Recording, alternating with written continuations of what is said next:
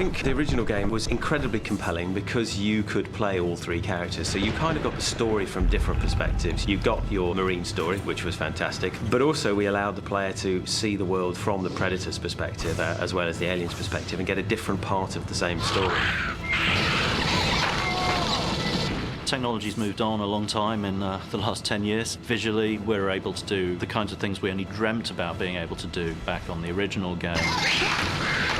The level of detail in the environments, the lighting effects we can use, the facial animation on the characters, it all goes towards creating a more intense and realistic and compelling experience.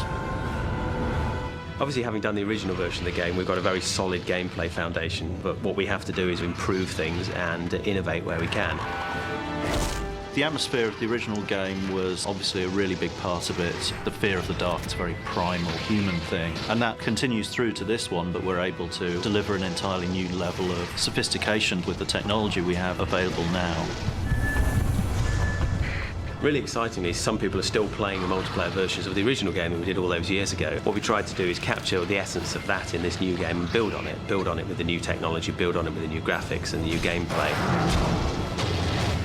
The original game had a whole bunch of game modes in addition to the traditional deathmatch modes, and we've continued that tradition, and hopefully fans of the original game will find their favourite modes very well represented in this one.